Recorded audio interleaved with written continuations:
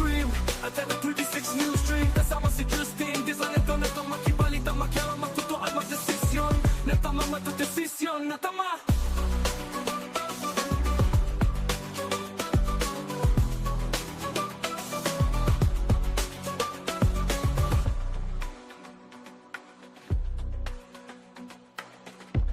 Sound.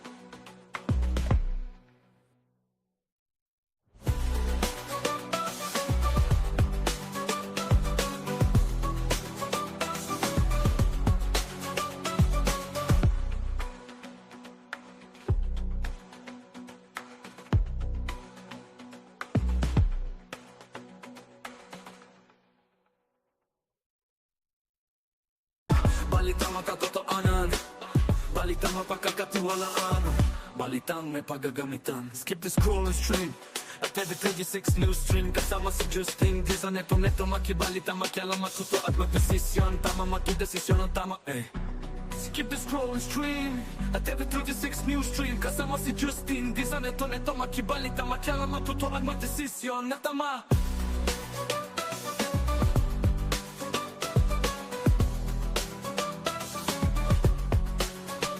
Skip the scroll and stream at every 36 news stream. Kasama si Justin, di sa neto makibalita, makialam, matuto at magdesisyon. Natama matudesisyon, natama.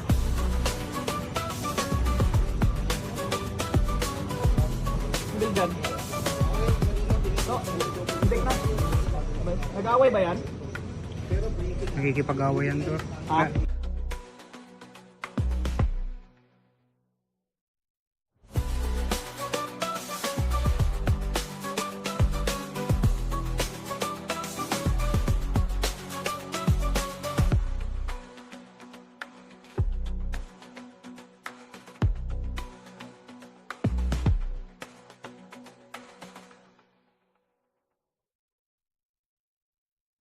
Balitang makatotoanan, balitang mapagkakatiwalaan, balitang may paggagamitan. Skip the scroll and stream at every 36 news stream. Kasama si Justin, di sa neto makibalita, makialam, matuto at magdesisyon. Tama makidesisyon ang tama, eh.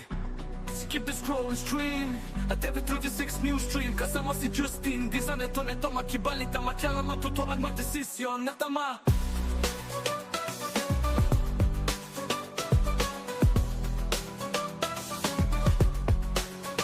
Skip the scroll and stream at every 36 news stream. Kasama si Justin, di sa neto makibalita, makialam, matuto at magdesisyon.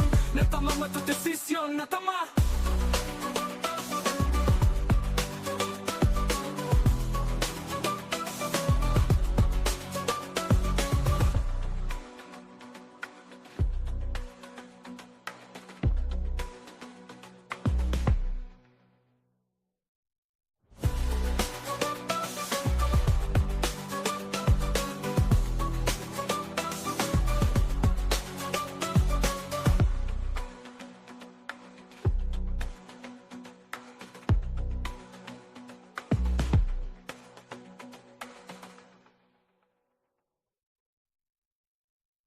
Balitang makatotoanan, balitang mapagkakatiwalaan, balitang may paggagamitan. Skip the scroll and stream at every 36 news stream. Kasama si Justin, di sa neto makibalita, makialam, matuto at magdesisyon. Tama makidesisyon ang tama, eh.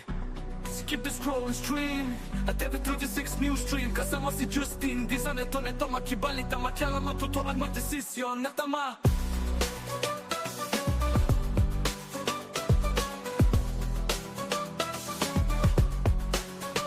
Skip the scroll and stream at every 36 news stream. Kasama si Justin, di sa neto makibalita, makialam, matuto at magdesisyon.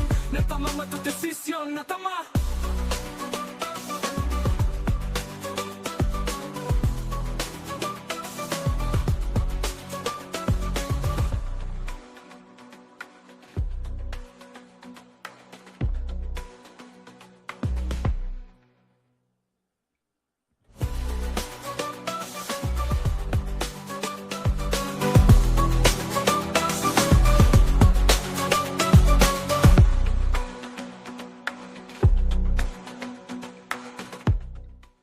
Isang mainit na tanghali po mga karehiyon. Welcome sa inyong online tambayan tuwing tanghalian. Ito po ang CLTV 36 News Stream. Balitang mapagkakatiwalaan, balitang may paggagamitan. Skip the scroll and stream at TV 36 News Stream. Kabalen, Justin Dizon po maghahatid sa inyo ng mga balita at impormasyong makatotohanan, balita at impormasyong mapagkakatiwalaan, at balita at impormasyong may paggagamitan. Ito makibalita, matyala, matuto at magdesisyon na tama.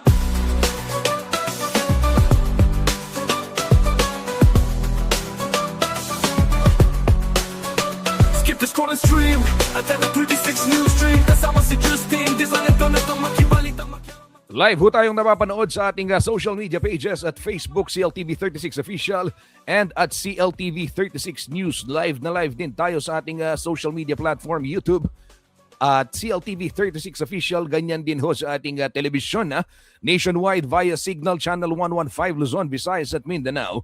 Nakatutok dito sa ating programa. Medyo napapanood po at sa Converge, Air Cable Converge Channel 71. Live din ho tayo. At dito po sa ating 37 cable partners sa Central Luzon, ganyan din po sa Free TV Channel 36.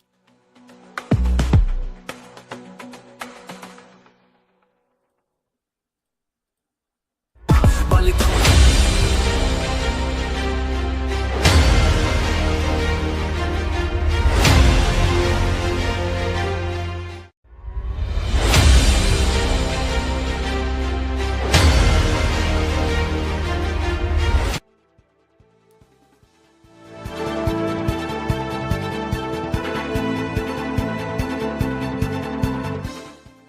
Simulan na ho natin agad ang balitaan mga karehiyon. Marami pong nakatutok at nag-aabang dito po sa ating tinututukan itong insidente ho ng pagguho ng isang itinatayong gusali dyan po sa Angeles City.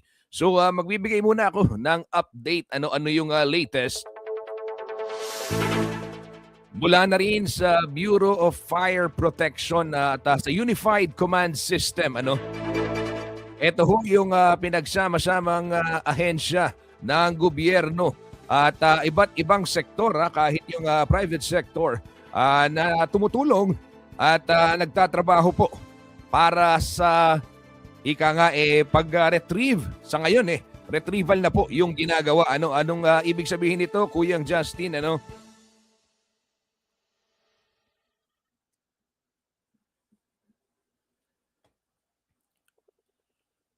Nito ho kasing May 26 o nung sinimulan nga itong tinatawag na retrieval operation matapos pong nung May 25 araw ho ng Lunes ay matapos ideklara na wala nang signs of life na nakikita o senyales ng buhay dito po sa nasabing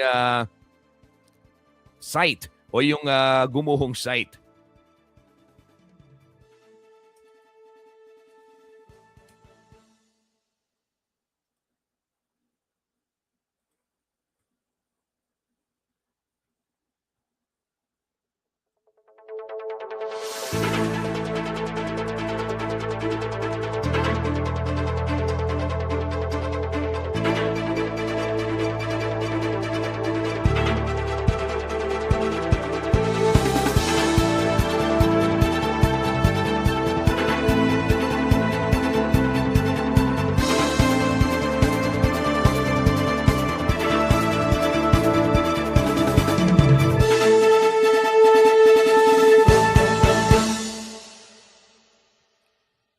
Ayan. Tuloy natin mga karihon. Paumanhin ako'y uminom lamang ho ng tubig gawa ng... Sige, tuloy natin. Ito ho yung latest ngayon dito sa insidente po ng pagguho ng 9-story building. Diyan po sa may Teodoro Street, corner Oak Street, Barangay Balibago, Angeles City. 9-story. Simulan muna ho natin doon Para ho dun sa mga katututok lamang. Ayan, so ito ho mga kariyon. Ito hong gusali kasi on paper, gaya ho ng nabanggit ko kahapon, sinasabi naka-apply 9-story yung gusali. Pero ayon ho dun sa mga accounts ng mga ibang nagtatrabaho at kaanak ng mga nagtatrabaho ay lumalabas na umaabot na ng 11 palapag hindi lang 10, 11 at papunta na sa 12 yata itong sinasabing i-construct pa nila. So ito ho yung latest as of today, ngayon pong araw ng Miyerkules, May 27. 4 ho yung kumpirmadong nasawi mula po sa nasabing insidente, habang yung 16 na iba pa ay pinangangambahang natrap po sa nasabing guho.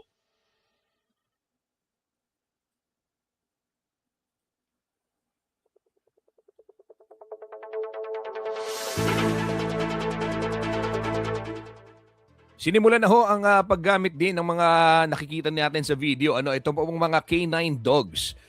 Dahil kahapon, matapos nga po, o nung Lunes rather, matapos nga pong makita o walang makita doon sa kanilang scanner, doon sa life scanner ng any signs of life, ay kanila na hong pinapasok naman yung mga canine units para matiyak kung itong reading nga ng thermal scanner ay tama. Dahil ayon ho sa paliwanag ng Bureau of Fire Protection, meron ho kasing tinatawag na false reading.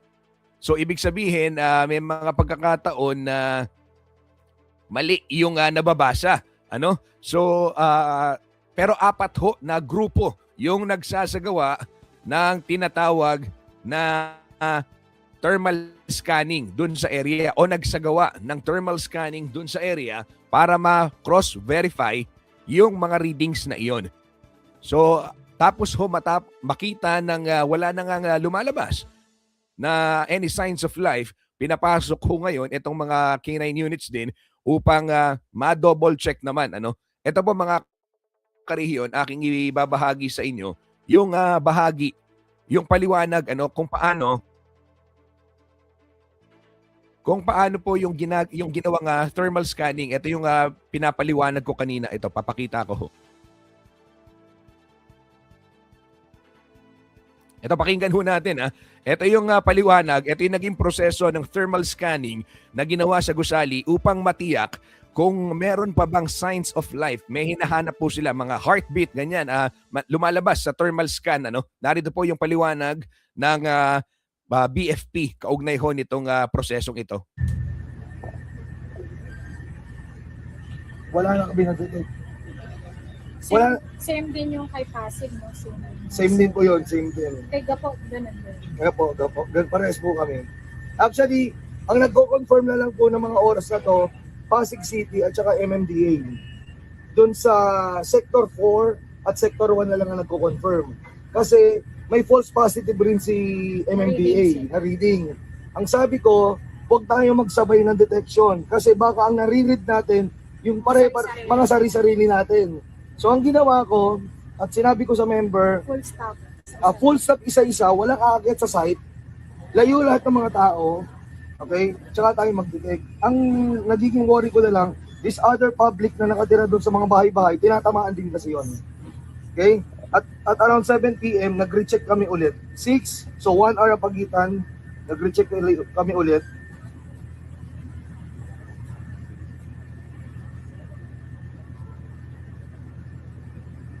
Totally wala nang nagawa. Pagkatapos po nito, so nag-decide na ako na no life detected. Kinausap ko na po ang K9 na i-confirm nyo na po mabuti. Baka kasi nagpo-false ng detection yung light locator. Uli kami.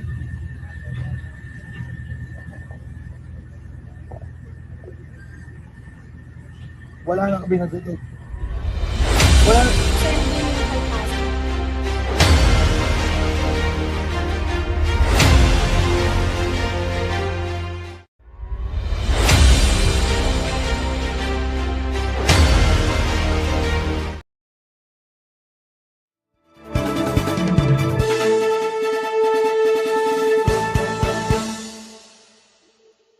Atin hong narinig ang tinig ni Pasig City CSSR Mr. John Kiambao.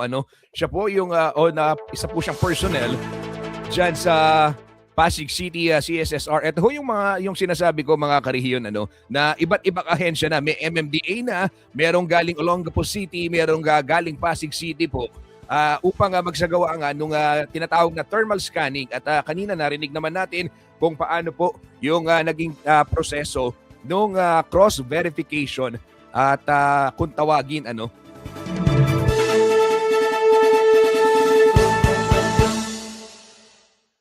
Ito ho yung iba pang development kaugnay ng nasabing incident.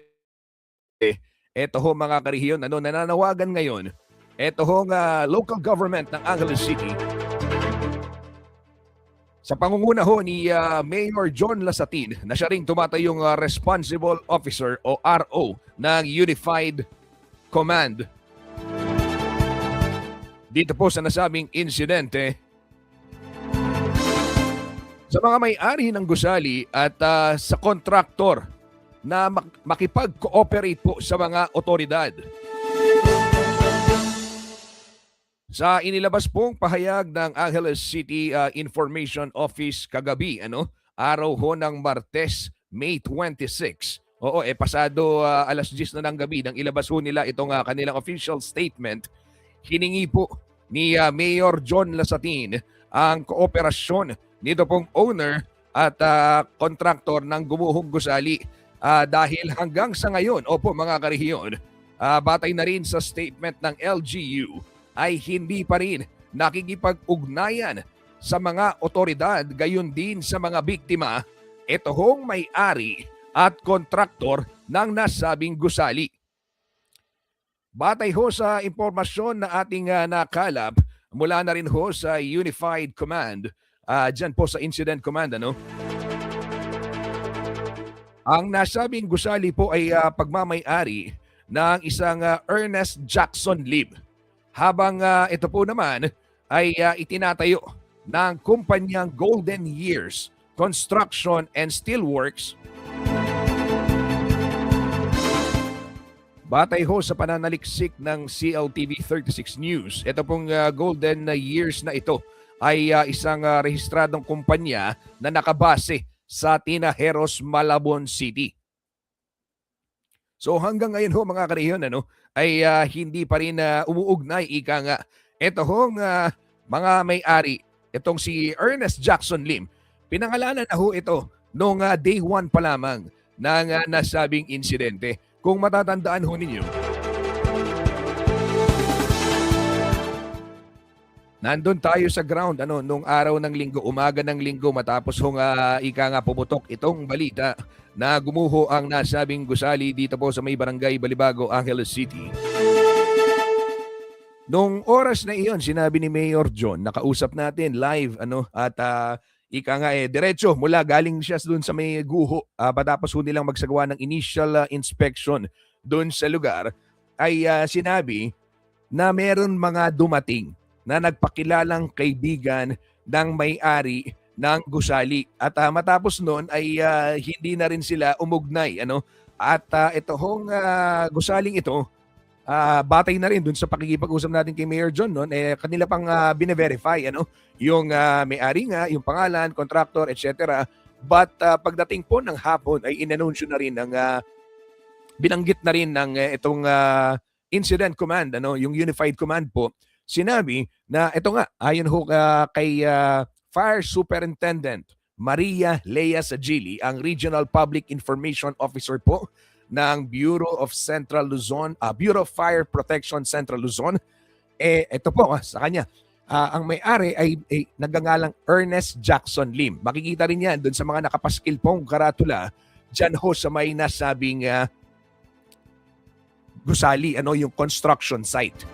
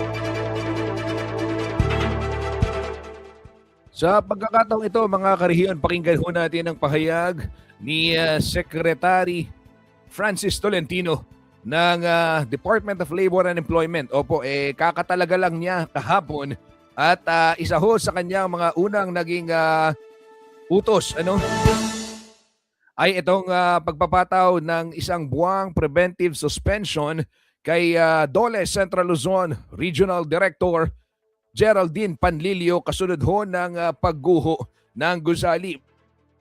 Nakikita ho sa video na nasa likod pa ni Secretary Tolentino. Ito pong si Director Panlilio ng kanyang i-anunsyo. Ito pong nasabing 1-month suspension. Pakinggan ho natin ang pahayag ni Labor and Employment Secretary Francis Tolentino kaugnay ng nasabing insidente. Ano oras na ba? 11:30. Mamaya po, I'll be issuing an order. After lunch siguro, mabigat-bigat, I'll be placing Director Panlilio under preventive suspension for 1 month while investigation is ongoing. The Assistant Regional Director of Region 3 will take over while investigation is ongoing. Pero malinaw ho, ang preventive suspension ay hindi ho ito hatol, pagkaklaro lang. Ito ay isa hong administrative step, mga kaibigan, para hindi ho maapektuhan ang alin. Ito hong investigasyon. Para maimbestigahan na maayos kung bakit na-lift yung work stoppage order. Shoutout sa mga construction worker. Silang makakapagsabi nito. Nakikita nyo ba talaga yan na nai-implement sa inyong construction site?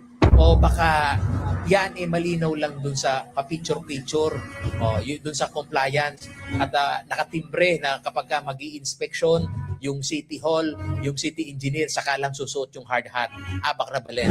Kaya kapag nilip ang stoppage order, ang masusing tanong ay sino ang nag-recommend ng lifting?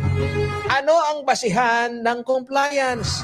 May re-inspection ba sa actual site? It came po as a shock to me na nagkaroon po ng ganitong announcement na mabilisan on the preventive suspension.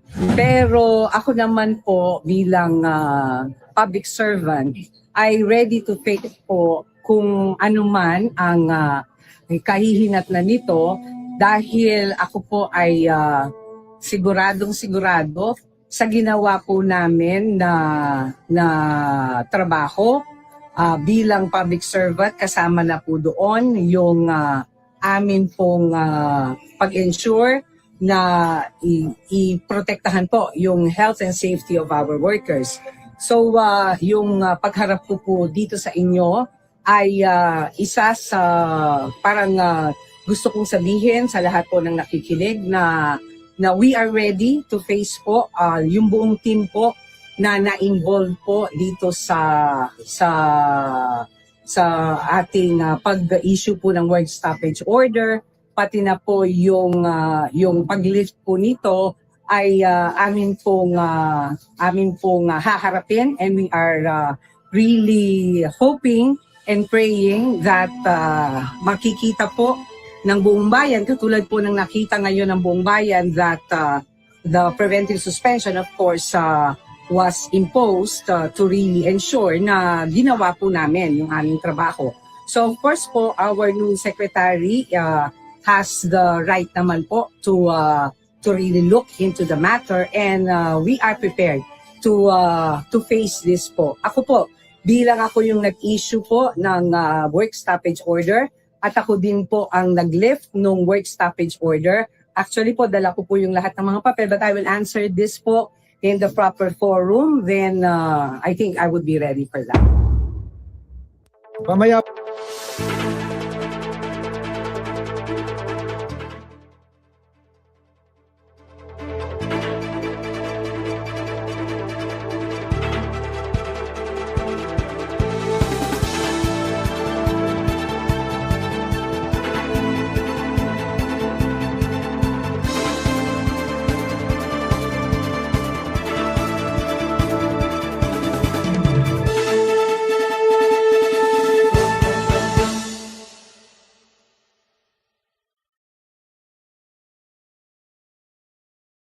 Atin hong narinig ang tinig ni Secretary Francis Tolentino ng DOLE at ni DOLE Region 3 Director Geraldine Panlilio kaugnay nga po nitong development na ito na ayon ho kay Director Panlilio ay ika nga naging nakakabigla yung nasabing development pero tiniyak ho niya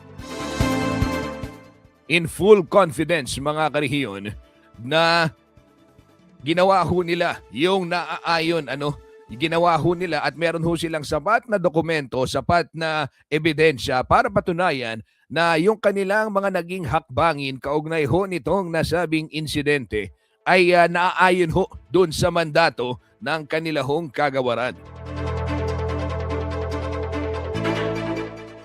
Ayon pa ho kay Direktor Panlilio bilang isang lingkod bayan, nakahanda po siyang harapin yung mga proseso na kailangan gawin. At paglilinaw, ito hong preventive suspension, gaya nga ng nabanggit ni Kuyang Paulo G. Sa kanyang ulat.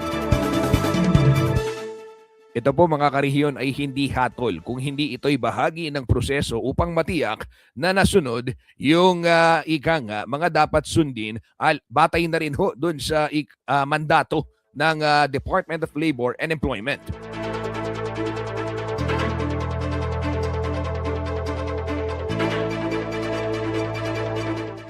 Ito, papakita ko lamang, konting context lamang ho mga karehiyon para ho sa mga katututok lamang din sa ating programa at mga nakasubaybay dito po sa malaking balita dahil hindi lamang ho ito pinag-uusapan dito ho sa ating lalawigan Pampanga, hindi lamang sa Pilipinas, kung hindi sa maging buong mundo. International news, pinag-uusapan ito pong pagguho ng itinatayong mixed use development o yung tinatawag na condo hotel. 9-story condo hotel on paper. Dyan po sa may kanto ng Tinajero Street at Oak Street, Barangay Balibago, Angeles City. So context, ano ba itong preventive suspension? Saan nanggaling yung binibigay o yung ipinataw na preventive suspension? Gustong tiyakin ng DOLE na nasunod ho yung lahat ng mga protocol alinsunod dun sa tinatawag na occupational safety ng mga manggagawa.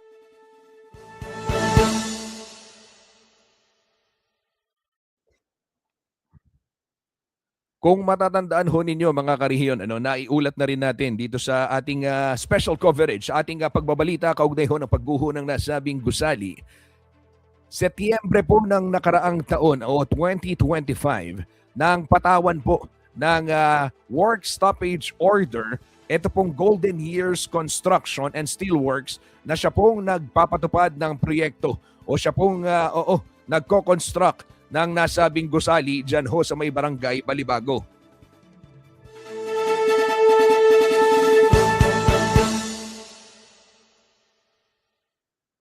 Alinsunod ho sa work stoppage order o batay na rin doon sa impormasyon na nakasaad doon ay nakitaan ng paglabag pagdating ho sa pagsunod sa occupational safety ng mga manggagawa. Ito pong construction company na nagtatayo ng siyam na palapag na gusali. Matapos naman po ang isang buwan o noong October of 2025 ay muli pong pinahintulutan ang pagpapatuloy ng konstruksyon sa nasabing proyekto matapos umanong makapag-comply. Ito hong Golden Years. Yung Golden Years, ito pong Golden Years construction dito po sa mga requisitos ng Labor Department.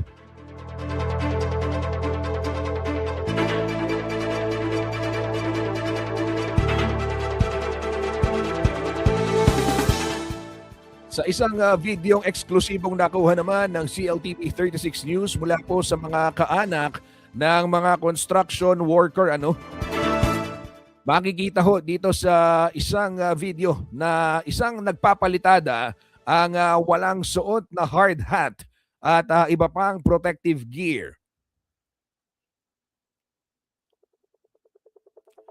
Ayon pa ho kay Secretary Tolentino, kabilang dun sa mga paglabag na posibleng paglabag, bawal na bawal yung paglalagay ng bunker o yung barracks, ika nga, yung barracks ng mga manggagawa sa loob mismo ng construction site. Dahil po dito sa insidente, yung barracks ay nakalagay ay matatagpuan doon umano sa ilalim ng gusali o doon sa first floor. Kaya po nang gumuho itong nasabing gusali, ang pangamba ngayon ay posibilidad na 16 na katao pa yung natrap doon po sa loob ng mga guho.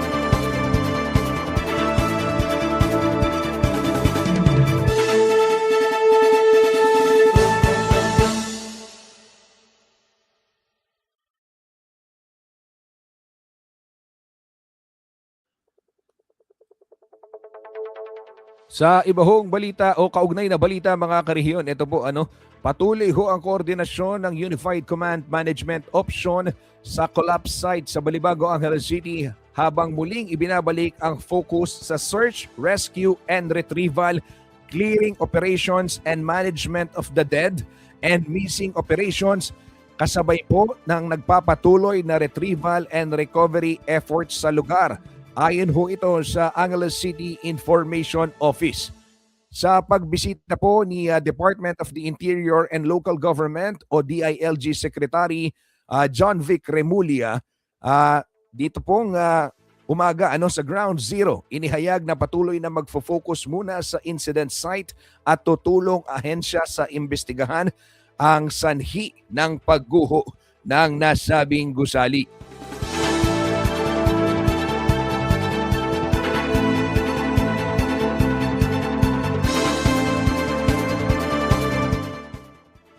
Ayon ho kay Secretary Remulla, pangungunahan ng Criminal Investigation and Detection Group o CIDG ang investigasyon para ho sa data gathering at fact-finding kaugnay sa usapin hinggil sa insidente.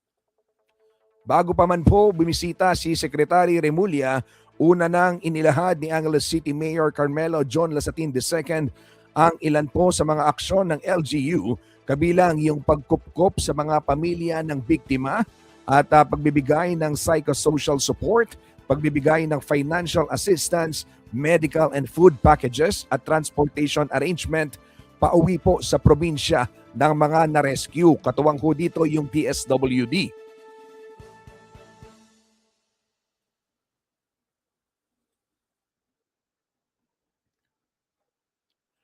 Bumuo rin ho sila ng composite team. Kasama ho yung mga private engineers, lawyers at iba pang eksperto para sa masusing investigasyon upang makapagbigay liwanag sa sanhi ng trahedya. Kasama rin ho sa mga tinalakay ang patuloy na long-term assistance para po sa mga apektadong pamilya at iba pang intervention programs ng City Social Welfare and Development Office.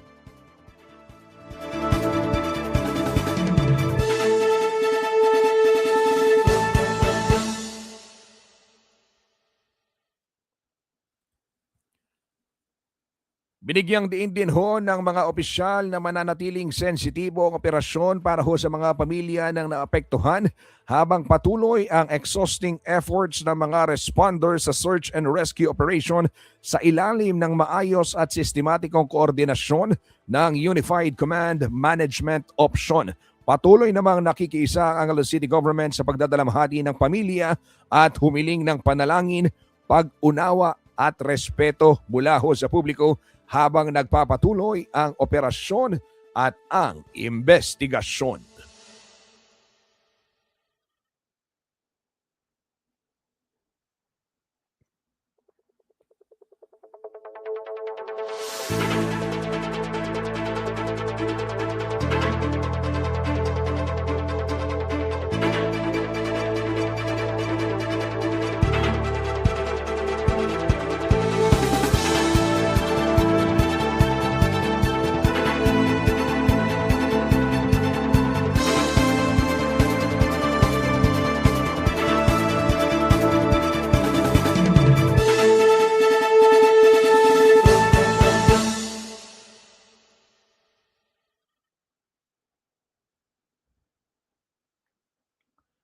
So ito ho mga karehiyon, latest mula sa Bureau of Fire Protection at dito po sa Unified Command Management Option. So yung kanilang ginagawa, search, rescue, and retrieval. So hindi lang dahil meron pang posibilidad, ito po.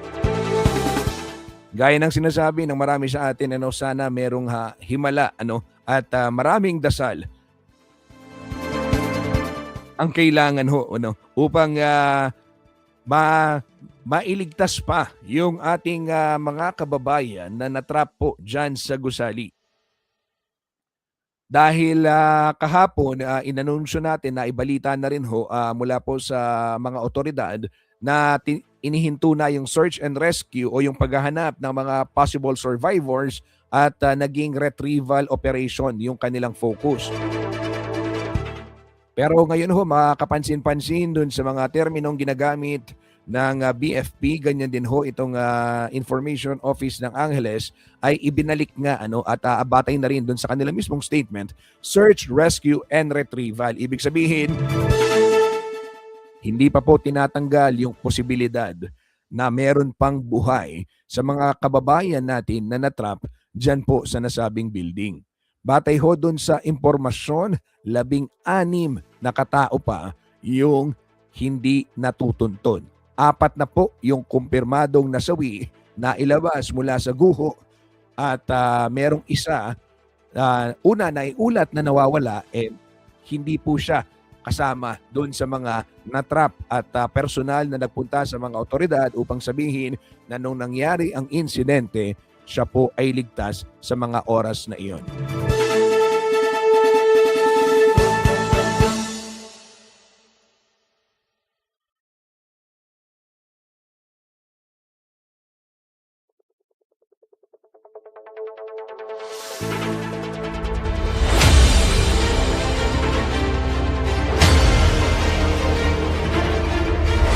Balitang makatotohanan, balitang mapagkakatiwalaan, balitang may pagagamitan. Skip the scroll stream at every 26 news stream. Kasama si Justin Di sa neto magkibalita, makialam, matuto at magdesisyon. Tama magdesisyon ang tama Skip the scroll stream at every 26 news stream. Kasama si Justin Di sa neto magkibalita, makialam, matuto at magdesisyon na tama.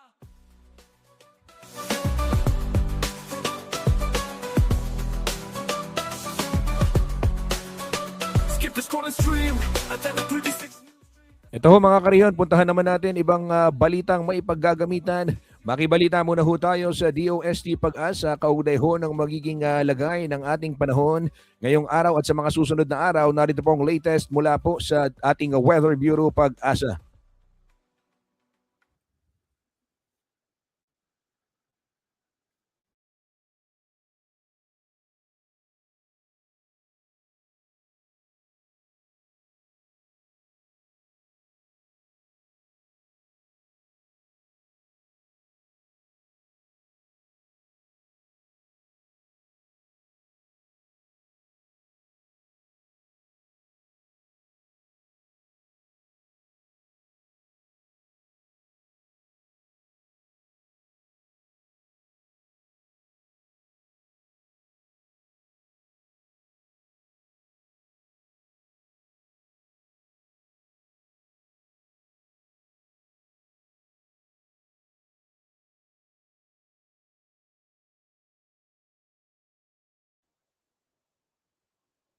tama.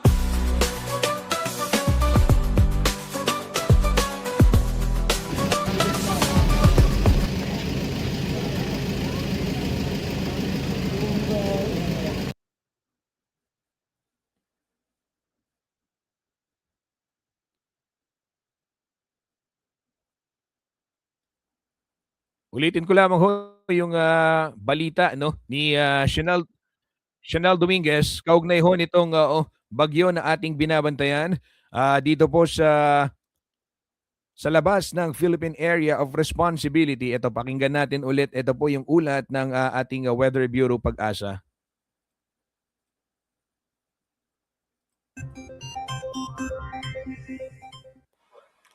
Magandang umaga po sa ating lahat. Narito ang ating weather update para sa araw ng Miyerkules, May 27, 2026. Patuloy nating minomonitor itong bagyo sa labas ng ating Philippine Area of Responsibility. Ito may tropical depression category at huling namataan sa layong 1,230 kilometers east ng northeastern Mindanao. May taglay na lakas na hangin na 55 kilometers per hour at pagbugso na umaabot ng 70 kilometers per hour. Ito'y kumikilos west-northwest sa bilis na 10 kilometers per hour. Sa ngayon po, nasa labas pa naman po ito ng ating Philippine Area of Responsibility, pero kung makikita po natin dito sa ating satellite imagery, yung extension po ng kaulapan neto or yung trap ay nakakaapekto dito sa may eastern section ng Mindanao. Samantala, meron din tayong magpapaulan na southwesterly wind flow na nakakaapekto naman dito sa may Palawan at western section ng Mindanao. So inaasahan po natin sa Palawan at buong Mindanao, makakaranas po tayo ngayong araw ng mga kalat-kalat na pag-ulan. Para sa ating forecast track dito sa ating binabantayan na bagyo, makikita natin mag-i-intensify ito into a tropical storm category habang nasa labas ng ating Philippine Area of Responsibility at posibleng pumasok ng ating PAR by Thursday at Friday kung saan papangalanan po natin itong domeng. At dito rin po tayo maglalabas ng Tropical Cyclone Bulletin.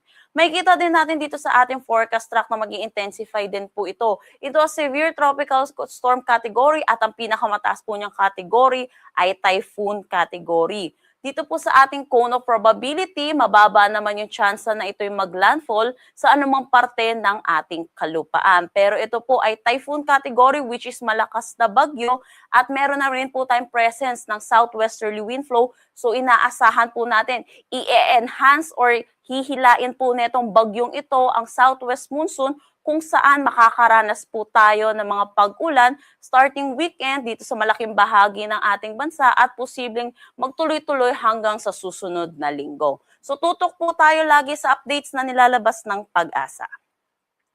Para sa magiging panahon natin ngayong araw dito sa Luzon, inaasahan po natin sa Luzon ay makakaranas po tayo ng maaliwalas na panahon. Pero asahan pa rin naman po natin yung init at alinsangan lalo na po sa tanghali hanggang hapon na may mataas na tsansa ng mga localized thunderstorm lalo na po sa hapon at sa gabi. Yes po, meron po tayong bagyo pero nasa labas po ito ng ating Philippine Area of Responsibility pa po. So inaasahan po natin, makapatuloy pa rin tayo makakaranas ng mainit at maalinsangan na panahon. Para sa Metro Manila, asahan natin ang 28 to 35 degrees Celsius, Lawag 27 to 33 degrees Celsius.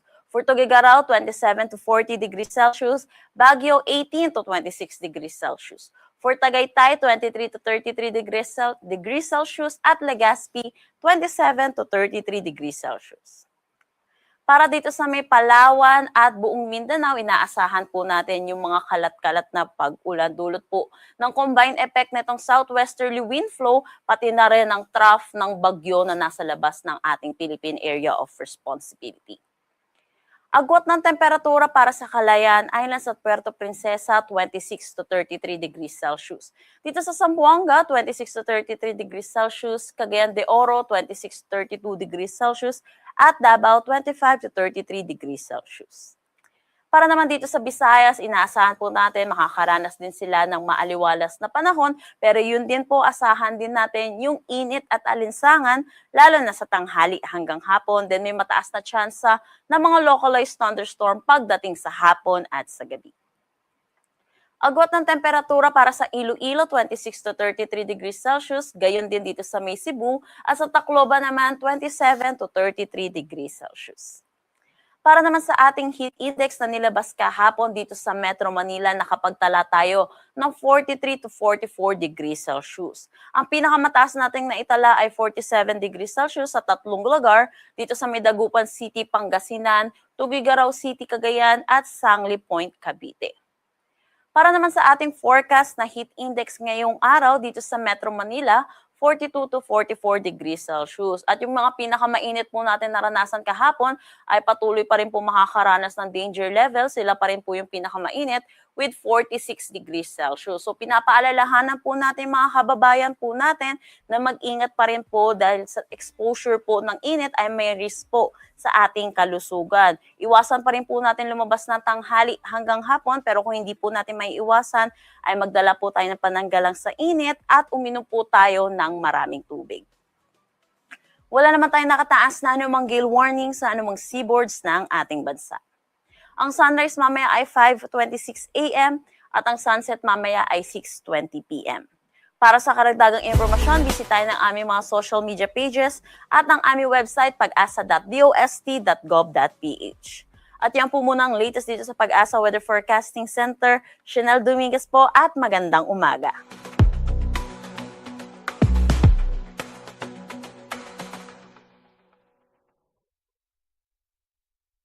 Balitang makatotohanan, balitang mapagkakatiwalaan.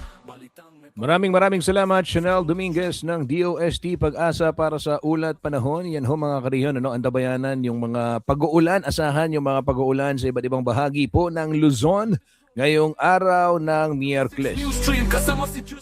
Nakapagtala rin ho tayo ng iba't ibang danger level heat index dito po sa Central Luzon. Batay na rin ho sa forecast ng Pag-asa sa mga iba't ibang istasyon sa 7 probinsya ng ating rehiyon. Dito po sa lalawigan ng Bulacan, dyan sa may San Ildefonso, aabot ho ng 45 degrees Celsius. 44 naman sa Aurora, sa may Baler, 45 sa Kasiguran, sa may Kamiling Tarlac, 45, 43 sa may Hacienda Luisita. Dito po sa may Clark, Pampanga, 44 degrees Celsius. Ganyan din sa may Science City of Muñoz sa may Nueva Ecija, 44. At yung Iba, Zambales at Subic at Olongapo, 44 degrees. Habang yung Abukay, Bataan, dati nasa may 30, 38, 39 lamang ito, ay 40 degrees Celsius na po yung heat index dyan, batay sa monitoring natin sa Pag-asa. And dito po sa Bulacan, ayan, nabanggit ko kanina, San Ildefonso, Bulacan, 45 degrees. Balitang mapagkakatiwalaan, balitang may paggagamitan. Skip the scroll and stream at TV36 News Stream. Kasama si Justin Disa, neto makibalita, makialam, matuto at magdesisyon. Tama, makidesisyon ang tama. Time check muna tayo, 12:57 na ng tanghali, ng hapon, tanghali, oo. Magpapaalam na po si Justin Dizon. Desisyon na tama. Para ho sa mas maraming detalye ng mga balitang Central Luzon, i-follow lamang ang ating social media pages at CLTV 36 News sa Facebook. 36 News Stream. At mag-subscribe na rin kayo sa ating YouTube channel at CLTV 36 Official para po sa mas maraming content. Tumutok lamang din ho dito sa CLTV 36 para po sa latest update kaugnay ho nitong ginagawang Search, Rescue, and Retrieval Operation dyan ho sa may Gumuhong Gusali sa may Teodoro Street, Corner Oak Street, Barangay Balibago, Angeles City.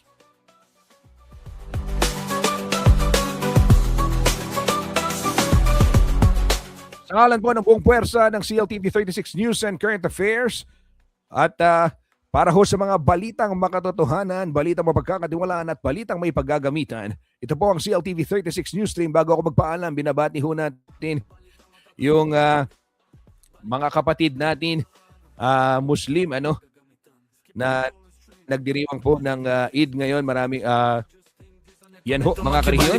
Muli, ingat ho tayo lagi at stay hydrated. Mainit po ang panahon. TV36 News Stream. Kasama si Justin. Maraming salamat. Ito po ang news stream. Maraming salamat po.